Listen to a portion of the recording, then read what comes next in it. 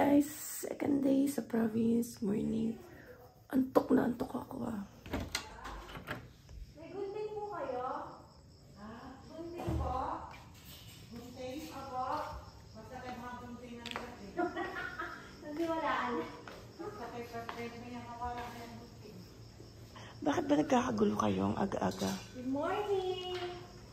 Kasi, magsisimba tayo. Hi! Hi, good morning!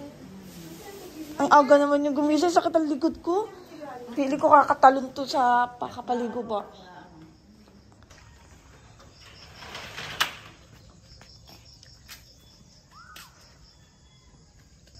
Nandun yung, kuliklik pa yun? Meron ako ipapakita sa inyo. Kagabi, nung umuwi kami, meron ako nakitang mga nakatanim dito. Wait lang. Ito, oh. Pantay dyan. Ayan, nakikita niyo yan? Ang daming bunga, no?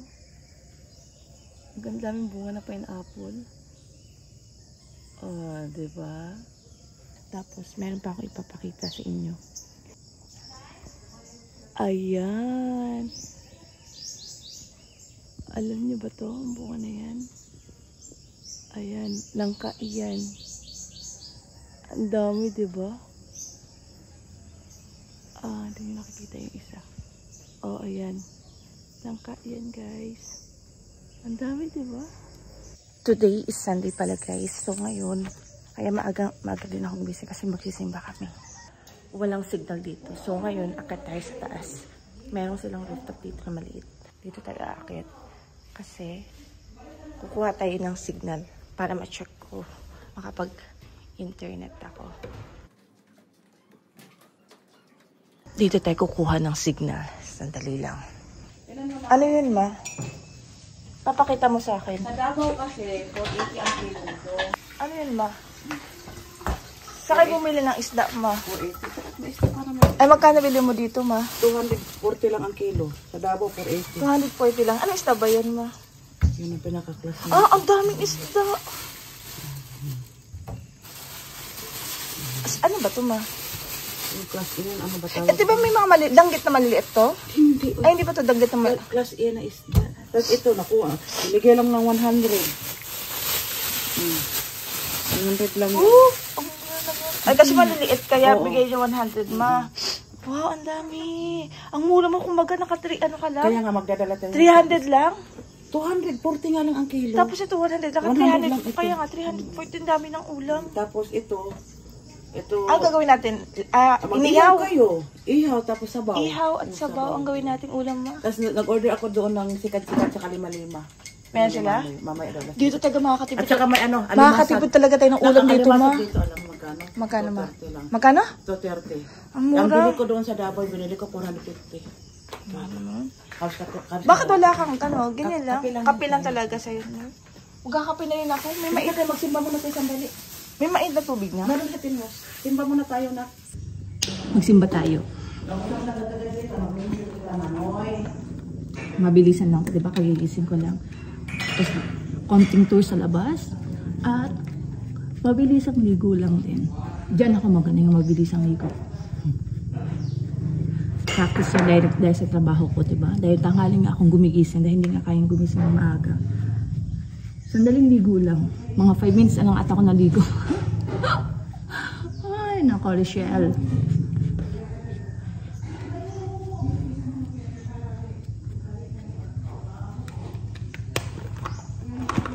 Hala, asa naman yan?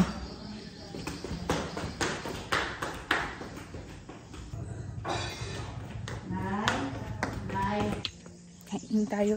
Magsisimba kami, maglalakad lang kami. Pero may dala lang ko kasi magmamandali nga. Tayo tanghali nga ako gumising. 7 pala ang simba kasi akala ko 8. Diba usap tayo 8 ang simba? Kasi ngayon ang gagawin ko is dadalhin ko na itong coffee kila Tita Ruby kasi madadaanan namin. Iwan ko na lang doon. Alay ko. Diba? Tara, magsimba na tayo. Naiwan ko na yung coffee doon at nakabili pa ako ng pamaypay.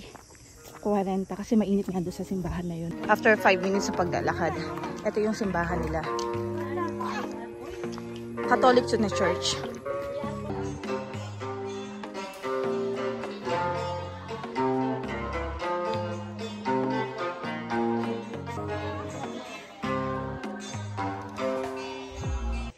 After ng church namin, alam ko, eto may bunga yung, makikita nyo.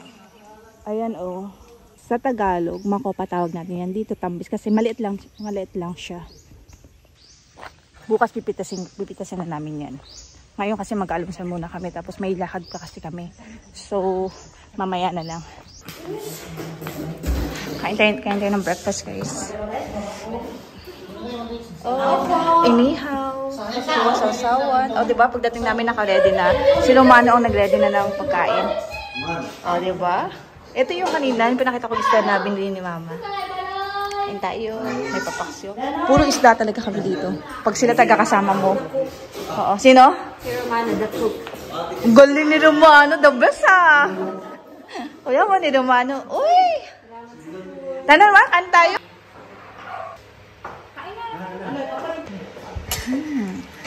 Ang sarap. Kapatay ito sa sawan sa maanghang. Ang sarap. Diba? Ang sarap ng sauce. Tapos, fresh pa yung isda. Sausaw mo dyan. Ang sarap.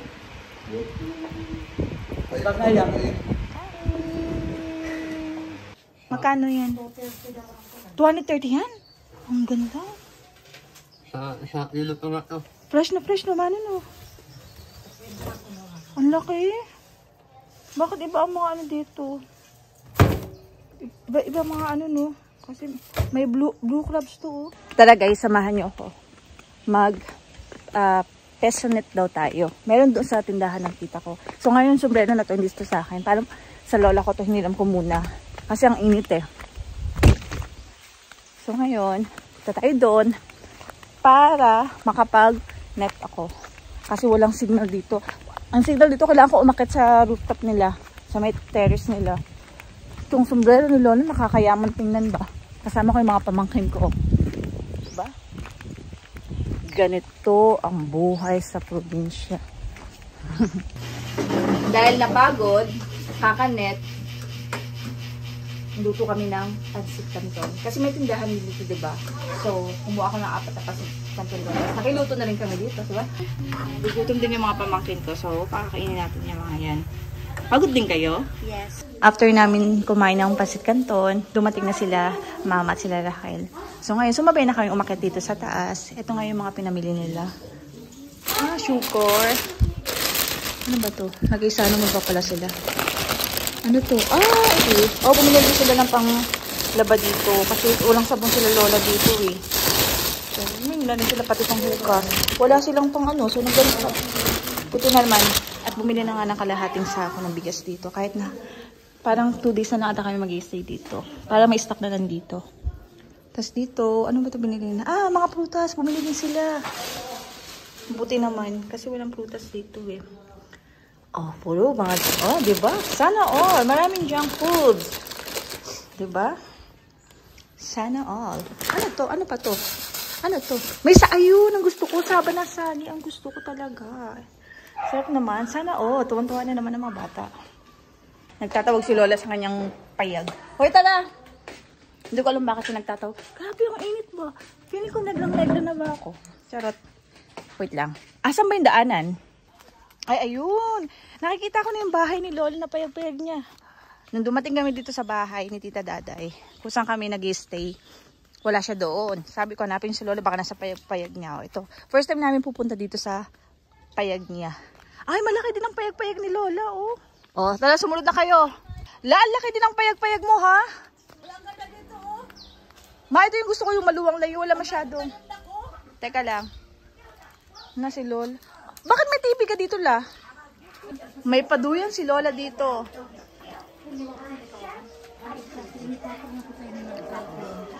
Ongoing pa pala. Ongoing pa pala ito ni Lola. Payag-payag niya.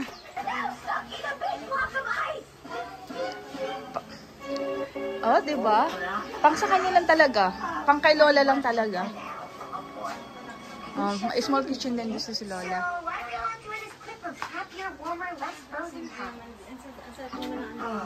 Hindi itong buhay mo, simple lang. Ang simple lang taga ng buhay dito man. Gusto ko bahay natin, ganito lang. Ganito lang din, ayoko ng ano. Asan yung maraming tanim ni Lola? Ay! Guys, tingnan nyo. Grabe ang lola ko talaga. Oh. Kaya gustong-gusto niya dito sa bukid talaga.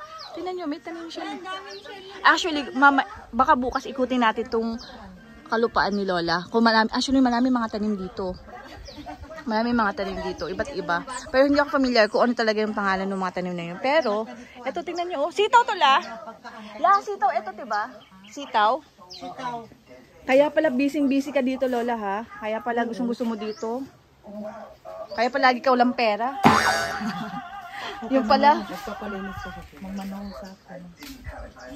Ito ang pinakamalamig na part, oh. Ano to? Okay. Baka mahulo. Okay. Okay na yung CR, la? Nga nga. Asus ang CR ng Lola. Ah, ayan. After sa CR, may pa-dirty kitchen pa daw siya dito. Ah, okay. Ganyan talaga ang bukid. Okay ba? Mahangin dito in fairness lang. Hindi namin kailangan gumamit electric fan. Kaya pala nawala doon sa bahay ni Tita Daday. Nandito pala sa kanyang payag-payag to si Lola namin. Kung nakikita nyo kanina yung mga vlog ko, kung saan ako napupunta, iba't ibang bahay kasi yung mga pinupuntahan namin dito. Sa mga tita yun. Tita. Tapos dito ngayon yung pangatlong bahay sa Lola ko. Pero lahat nun, kalupaan ni Lola. Kaya kung saan kami, kaya okay lang. So yung dito, tatlong bahay pa ang naitatayo. Tatlong bahay pa yung naitatayo. So, yun yung pinupuntahan namin, nilalakaran namin. Yung mga nilalakaran namin lupa dyan. Kay Lola yun na lupa. So, malaya kami. Pala kami mga unggoy dito kung saan napupunta. Punta doon, punta dito. Kasi ngayon, si Lola may tinuturo. May durian. Durian yan, di ba? Kay Tita Brenda na lupa naman yan. Siguro. Ang Brenda na yan. Pwede kami magalon.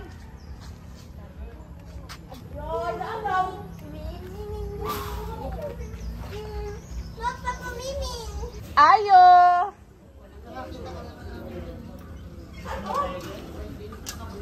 Ayo! Leko! Bless po. Leven siya! Ano nangyari? Ngayon lang? Ngayon lang? Ang lungkot naman dito. Natapos na talaga. Natapos na talaga yung bahay nila, ma.